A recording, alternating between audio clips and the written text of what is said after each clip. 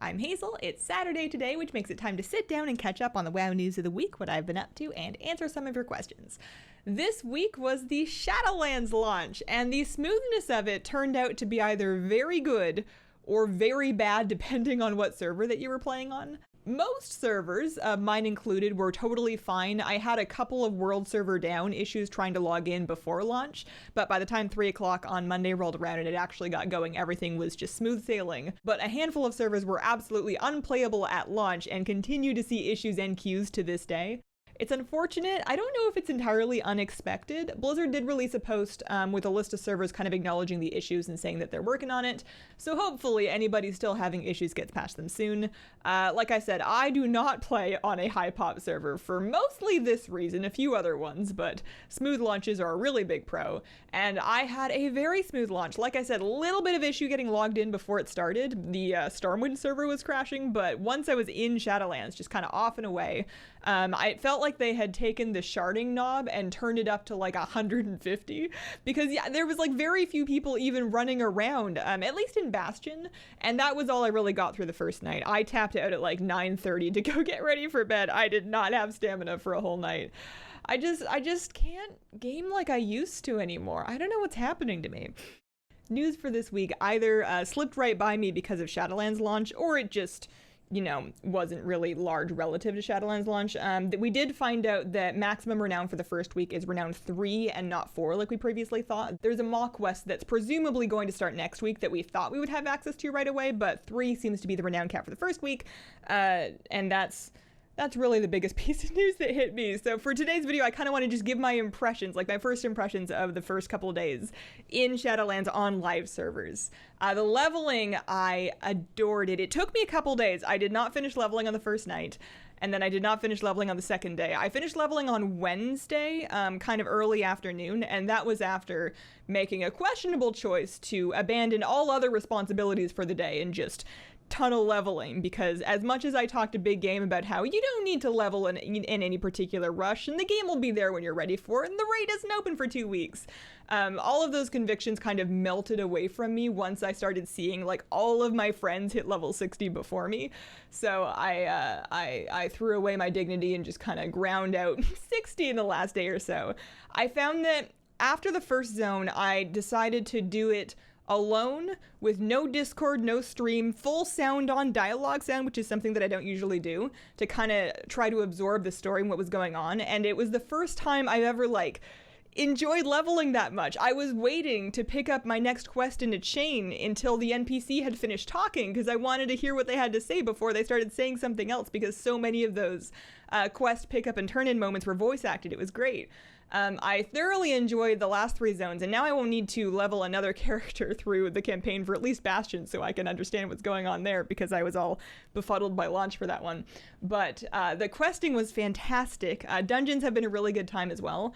I like that the main source of gearing, like the main gear path, or at least what it feels like for me, I know people are doing Battlegrounds, but my brain is just editing that right out, is dungeons. And I'm still in normal dungeons. I'm item level like 149 right now. I am not flying, but I've just been enjoying doing normal random dungeons. You know, maybe there's a dungeon quest I picked up in Oribos, maybe my calling wants me to do a dungeon, whatever it may be. I'm having fun just kind of queuing for and doing normals and then getting meaningful loot out of them, and I'm looking forward to jumping up to heroics, and I'm not even thinking about mythics yet, but I'm having such a good time in the dungeons that I don't mind that being kind of like my main path of gear. And so far I've been having a lovely time with my new main pick of Holy Priest.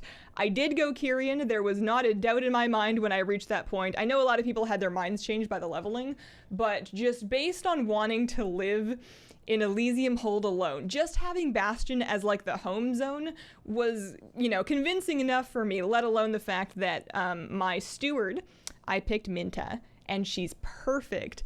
And I like the file. I think that it's useful. There's a lot of status effects in dungeons, and then coming up in the raid that's going to kind of come in handy for. I think that possibly some of the other Covenant signature abilities like Fleshcraft or Door of Shadows would be things that I would have on my bar somewhere and then like forget to use a lot.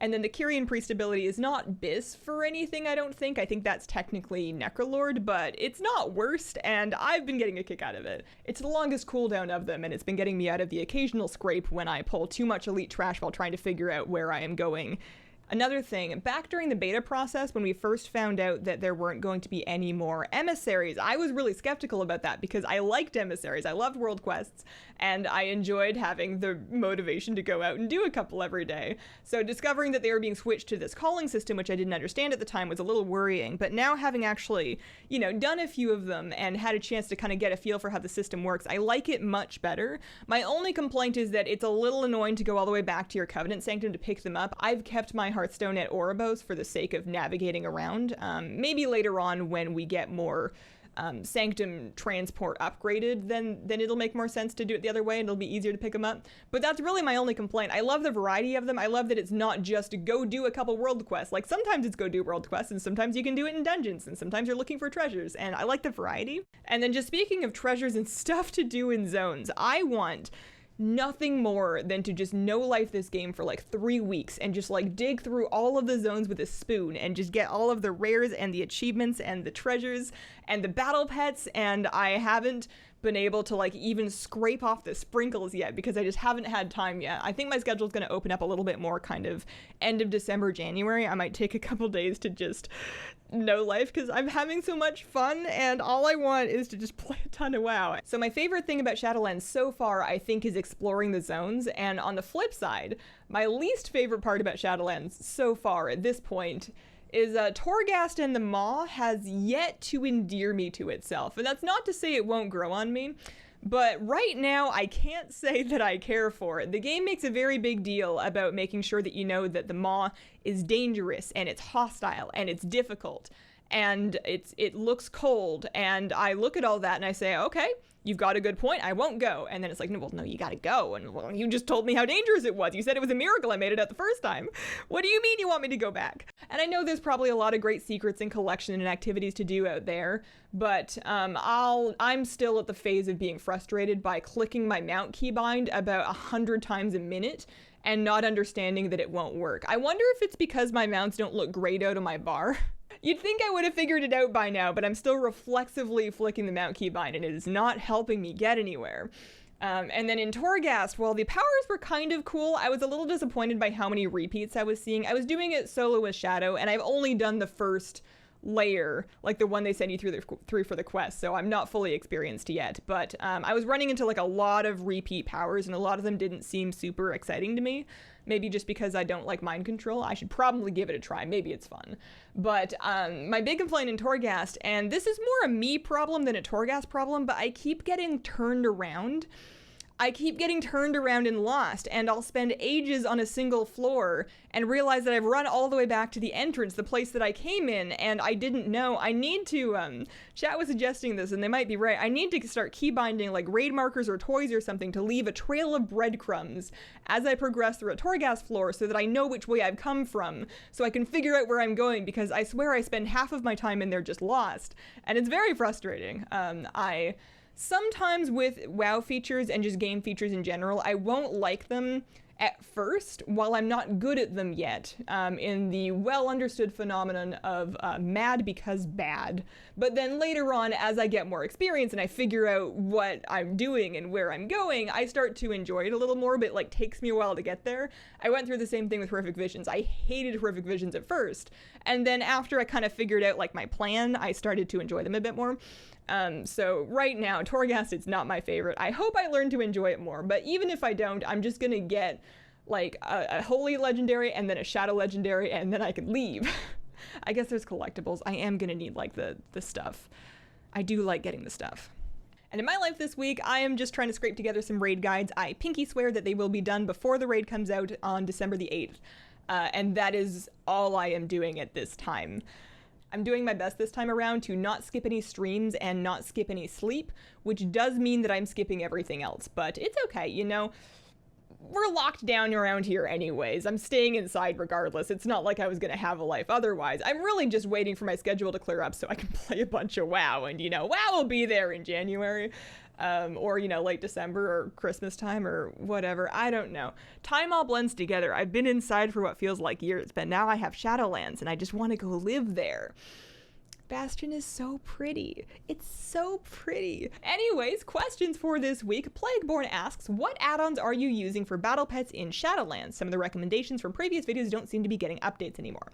So I am using Rematch, TD Battle Pet Script, Pet Journal Enhanced, and Pet Tracker. I would say Pet Journal Enhanced is optional. I'm used to it. I like the way it does my journal. All 4 of those add-ons have been updated. For Pet Tracker, the only part of it that I'm currently using is the battle switcher. I'll figure out what the module is called, but I just turn on one part of it that shows me like enemy pet cooldowns in battle. But honestly, now that I've kind of embraced the life of TD script degeneracy, I could probably let that one go too. All I did, I went to WoW Pet Guide. I've got a free account so they can see my armory and all the pets that I have. And then I said, give me Shadowlands strats. And then they spit out a gigantic rematch export string of a strategy with pets that I have for all of the world quests, because my collection has the pets for all their top strategies. And then I just went and fed in TD scripts for as many as they have. And now I just go up to a battle pet in Shadowlands and I just open it up and then I just mash my A key. And then TD script just kind of does the battle for me. And yes, it's a little... I mean, it's not technically cheating. It's not really in the full spirit of doing pet battles. I might figure out what's going on with them later, but right now I feel like my brain is so overwhelmed with getting to grips with all of the other new stuff going on all around me in the expansion that I am really happy to just not understand the pet battles just yet and then just do them with a little add-on and all the pets that I've collected up to this point. It's great. Todor asks, how is gold going to go into circulation in the economy if there are no gold emissaries? So raw gold, especially in Shadowlands, seems to be from many more things than just the emissaries that we had in BFA, although the BFA emissaries are still there, which is a little bit weird. They have not nerfed them yet. I bet they will, but they haven't done it yet. The callings that we now have instead of emissaries seem to give vendor trash in them that vendors for quite a bit, like usually at least 1,000, if not a few thousand gold per calling, I've been finding. And then every time I get a new conduit and I socket that into my conduit box, it gives me another piece of vendor trash that's worth another like 1,000 odd gold. And then of course, you know, quest rewards and then just vendor trash from killing things and looting it, and regular vendor trash. And then there's also some decent vendor trash in the treasures that you can go out and loot, and not only like the one-time only ones, but the respawning ones that seem to pop up in the zones. Gold seems to be raining from the sky, at least for me, partly because I am too cheap to buy materials. I refuse to buy like meat or fish or, you know, herbs or cloth or anything to level my professions. Instead, I'm farming those things for my own professions, and then any extra that I get, I'm selling, and they're selling for a lot, and that's not raw gold, but that's also been good. I haven't been able to play nearly as much as I wanted to in Shadowlands so far, but I'm still up nearly 100k gold just from like selling herbs and cloth in the first like couple of days. The prices were bananas and I was so surprised that people were paying them, but you know, if there's a market, I suppose. I think that some of that raw gold infusion may slow down a little bit as the conduit vendor gold presumably drops off. I'm assuming that you can't, there's like a limited number of conduits that you can socket. Once you've done it, that source probably dries up. But even without that, I would be very surprised if we didn't see significant inflation in Shadowlands just based on how much more gold seems to be coming from raw sources. And then on the gold sink side, unless I'm missing something, repairs and I guess transmog continue to be like my only significant raw gold sink, like gold that is being taken out of me. I guess maybe auction house cuts if I was buying stuff, but it's really mostly just repairs and transmog. And you know, if you don't want to spend gold on transmog, just hide all your appearance slots, you know, run around all breezy. And Feathers asks, where did you get that wonderful sweater from last week's video? I need one or possibly two, please advise. So that one was either BlizzCon or the Blizzard gear store, and basically all of my branded WoW stuff is going to be either from a BlizzCon of past or the Blizzard gear store. And if you cannot currently find it on the Blizzard gear store, odds are that there's no official source for it. The only piece of like off-brand WoW merch that I have is my Alliance apron, my screen-printed Alliance apron, which I got off Etsy like years ago.